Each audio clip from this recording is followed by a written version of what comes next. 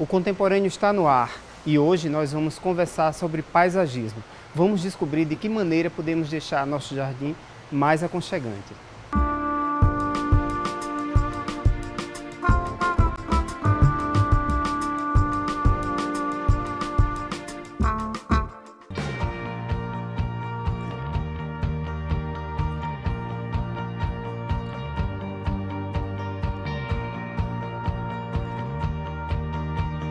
Você veio de São Paulo há 9 anos e hoje você tem feito um trabalho de, além da parte acadêmica, dando aula, você desenvolve trabalhos com paisagismo e arquitetura.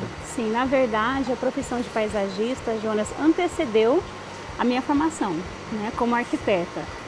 Que em 1996 eu comecei a estagiar, no primeiro ano de faculdade, na verdade, eu comecei a estagiar em um garden center. E eu me apaixonei, confesso que me apaixonei, aprendi sobre as espécies, aprendi a compor. Então, desde lá eu venho trabalhando nessa área do paisagismo. Depois, por motivos pessoais, mudei algumas vezes, mas sempre por onde passei, trabalhei com grandes profissionais, né, em viveiros renomados. E aqui em João Pessoa que eu tive a oportunidade de realmente me formar, concluir o curso de arquitetura. E quando a gente fala de paisagismo, as pessoas confundem achando que o paisagismo se refere só a plantas, quando na verdade o desenho da paisagem faz parte desse trabalho. Por isso que a gente está aqui num ambiente belíssimo, que ele prova isso, que o paisagismo é essa combinação das plantas com o ambiente construído. Como foi que você construiu esse ambiente? Bom, aqui eu tive um verdadeiro privilégio, né? Há 2 anos atrás, conheci essa obra, conheci esse casal maravilhoso, proprietário, e esse espaço era um espaço virgem, né? Não tinha nenhum elemento construtivo, o único elemento vegetal foi esse jambo. É um jambo, né? Um jambo do Nordeste, né, que os proprietários fizeram questão de manter e preservar durante a fase da obra. Né? Então tudo partiu através desse jambo.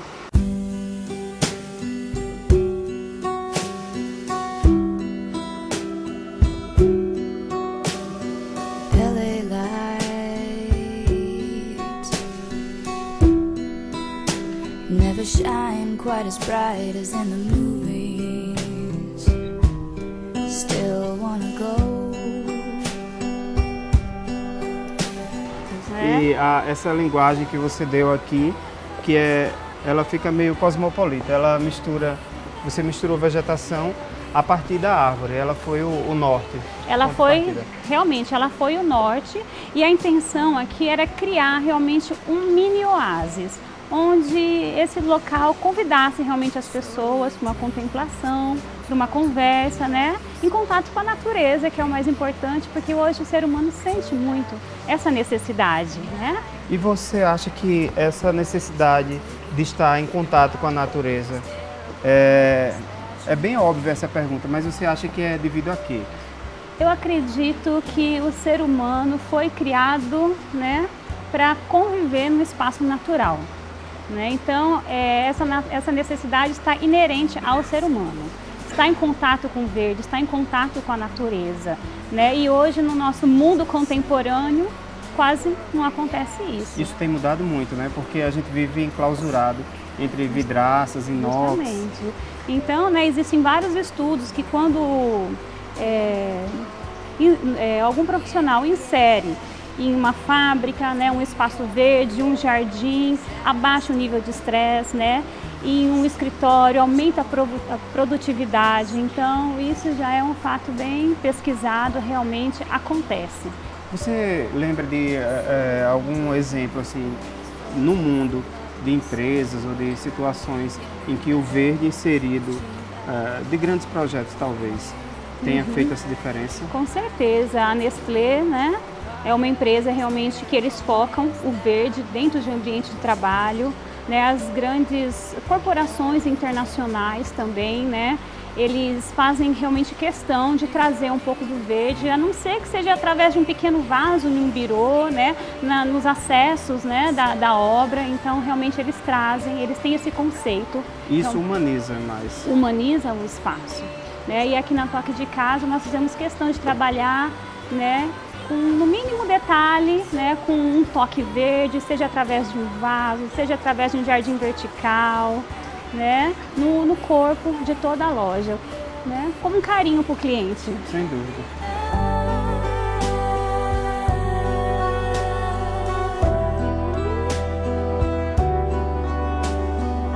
Patrícia, dentro desse espaço construído, como foi que você programou para que a gente tivesse esse cenário dentro de um espaço tão urbano, mas que nos reporta para um outro ambiente? Como foi a construção desse espaço? Então, aqui nós tínhamos vários fatores, tá? Um era a árvore, né, que os proprietários, né, optaram em manter, e realmente é uma necessidade hoje. Nós temos que ter essa visão de preservar, né, os elementos naturais que existem no espaço. E nós tínhamos também a questão do desnível do piso. Né? A gente pode ver que esse nível, né, fica um nível abaixo do corpo da loja. Então, a gente tinha necessidade de tirar partido desse desnível. E nós trabalhamos com a escadaria de madeira e com alguns níveis de decks de madeira. A madeira porque é um material muito aconchegante, né, e sofisticado também. E nossa intenção aqui foi realmente criar um cenário a partir de elementos arquitetônicos e elementos naturais. Né? Nós não temos um espaço tão grande, mas a princípio nós tínhamos a intenção de um espaço rico em detalhes, né? Um espaço que passasse aconchegância para o cliente. Né?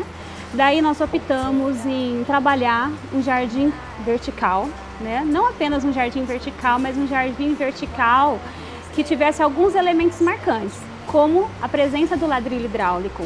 É outro material rústico que passa uma aconchegância também, e também a presença de água. Interessante que o ladrilho hidráulico, que é um elemento muito usado em cozinhas, foi por muito tempo, na década de 70 e na década de 80, utilizado como piso. Hoje ele está tendo uma efervescência desse material, junto com outro material também que eu lembro da minha infância, então na década de 80, na década de 70, que é a samambaia. Sim, a então samambaia. Você juntou dois elementos que digamos que é uma volta ao passado, um retrô. Um retrô. Um toque contemporâneo. Justamente, porque o jardim contemporâneo proporciona essa mistura de linguagens, essa mistura de estilos, né? Mas é algo ousado, né? O profissional ele tem que ter uma fundamentação na história do paisagismo, nos estilos do paisagismo. Por exemplo, o uso dentro do espelho d'água das pastilhas azuis. Sem é uma dúvida. característica que vem lá dos persas. Pois é, e você consegue ligar a história ela está ligada, associada ao ladrilho hidráulico, os tons, eles se assemelham. Então, Justamente. pode existir até um desequilíbrio se não houver uma harmonia na escolha desses materiais. Com certeza, Jonas. Eu acredito que o profissional, o arquiteto, o paisagista, o design, ele tem que estar bem embasado nos fundamentos do desenho, não é? Uma teoria bem embasada, né? Como, por exemplo, formas, texturas, cores. Então, nós temos que realmente ter essa base para propor um espaço para que ele tenha um resultado bem equilibrado e harmônico.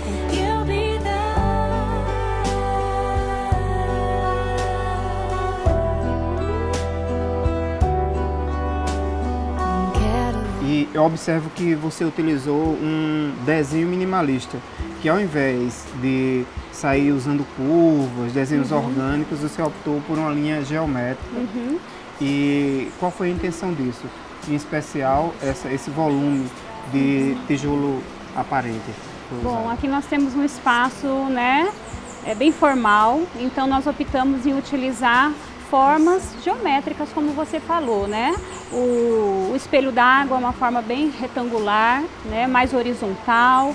O nicho também, né, esse volume vertical, na verdade, né, ele tem duas funções.